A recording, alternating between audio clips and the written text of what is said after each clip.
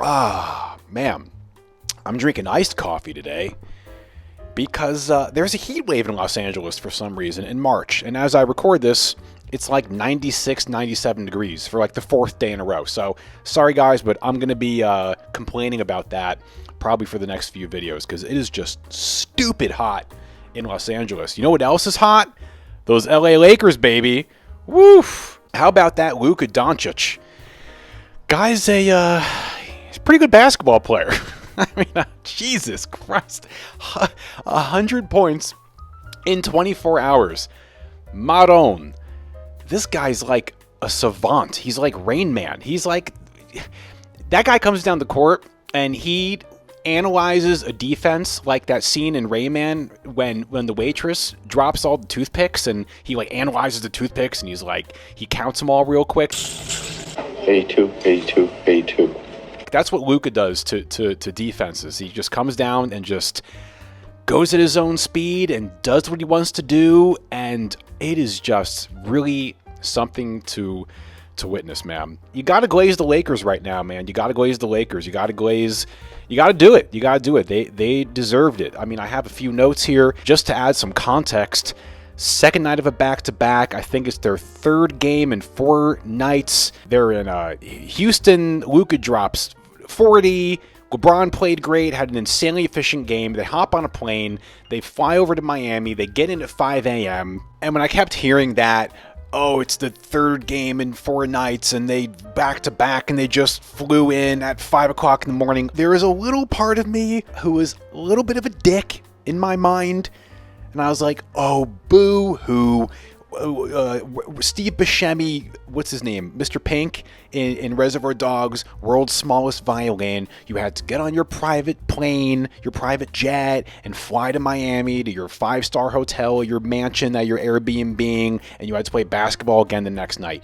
Boo-hoo. But no. I mean, that is very, very impressive. I mean, back-to-back NBA games, like with how those guys play, it's got to be absolutely exhausting. And for LeBron to be playing that well in back-to-back games at 41 years old, I don't care how much you hate LeBron, it's impressive. You go try and do that at 41 years old. It's absolutely impressive. Luka to be scoring 100 points in 24 hours, undeniably impressive. And the rest of the guys on that team, hats are off to those guys. And it's pretty cool that Luka and LeBron played. I think Crotty and Reed were talking about it on the Heat broadcast about them having a little team meeting after that Rockets game, and Luka and LeBron and Reeves saying like, no, we want to play in Miami. They won their last 11 out of 12, 8-game win streak. They're third in the West.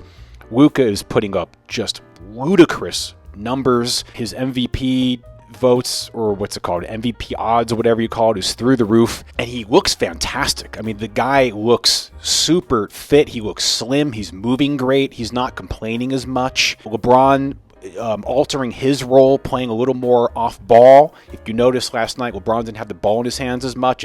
Everything's really being run through Luka a lot. You know, Austin Reeves, he's been quiet the last couple games. We all know Austin Reeves can cook at any time and just randomly drop like 35 points on any given night. They're good. DeAndre Ayton, he had that whole thing recently, that kind of revelation where he was like, I'm not that guy, and I gotta like just be a serviceable big man and be in the right place and have the right attitude and contribute to winning. So like, that's cool with that.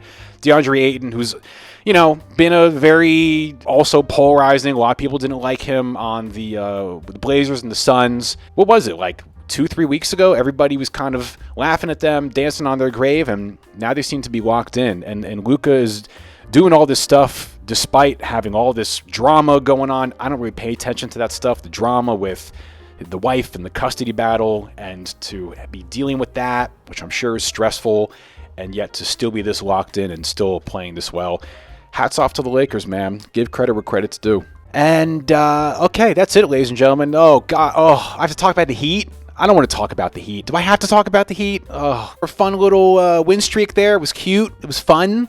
And now it's back to reality. You know, it's back to being a slightly above mediocre team. Actually, we're basically mediocre. I would say we're slightly above mediocre. Look, what I said in the last few videos, unfortunately, is coming true. Norman Tyler, it doesn't really seem to work all that well. They kind of got going in the fourth quarter. Their defense is bad. Bam had a good game offensively.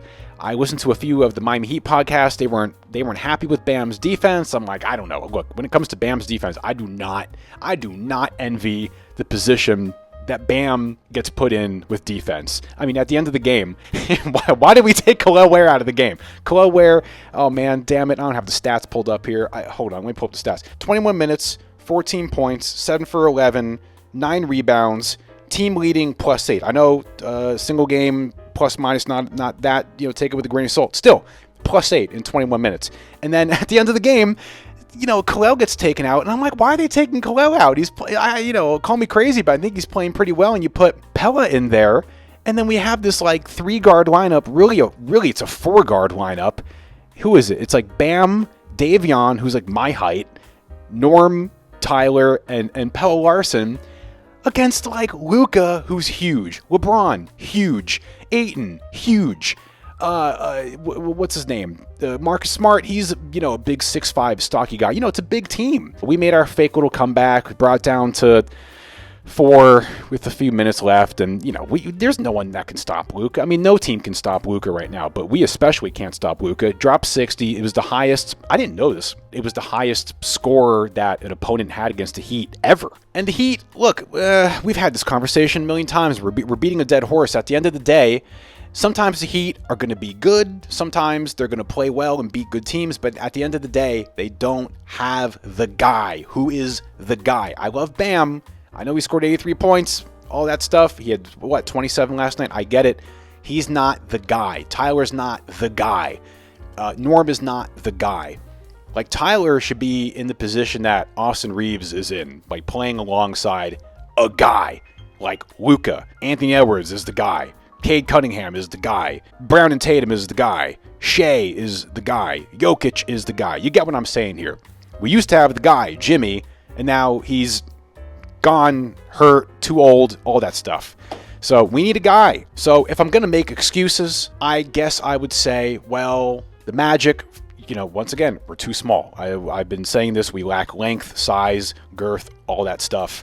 That was on full display against the Magic, hence them being 7-0 against us this season. If you're including our 2 losses to them in the preseason, they're just too big and physical, matchup nightmare. So I'm not surprised that we lost that game to the Magic. Hornets, I'm not surprised that we lost that game. I didn't think we were going to go to Charlotte and beat them 2 games in a row there, especially without Bam, and you don't have Wiggins. And then this Lakers game, the Lakers are super hot right now, and you miss in the game like that, you do miss Wiggins and Jaime. It's true, but at the end of the day, I don't know. I don't know if we're ever going to figure out this Norman Tyler thing. I mean, the season's damn near over. We haven't figured it out yet, so, I mean, who knows? Also, Jovic is back. I didn't even know this until after the game last night. Apparently, he's been back since the Hornets game, so throw Jovic in there. Why not? Why didn't Myron Gardner play? His crazy ass. Throw Myron Gardner in there last night to play some, be crazy and play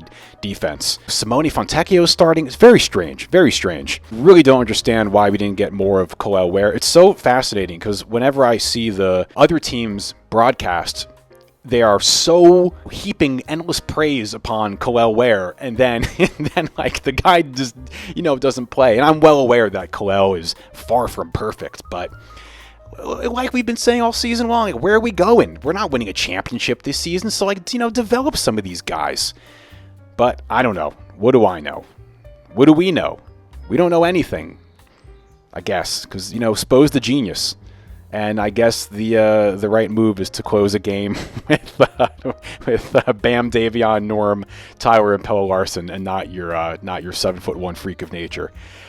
Is that it? I think that's it. All right, that's it. I'm working on a bigger video right now. I'm not going to give you any hints. I'll give you one hint. It is not Miami Heat related. I'll say no more. Have a good weekend.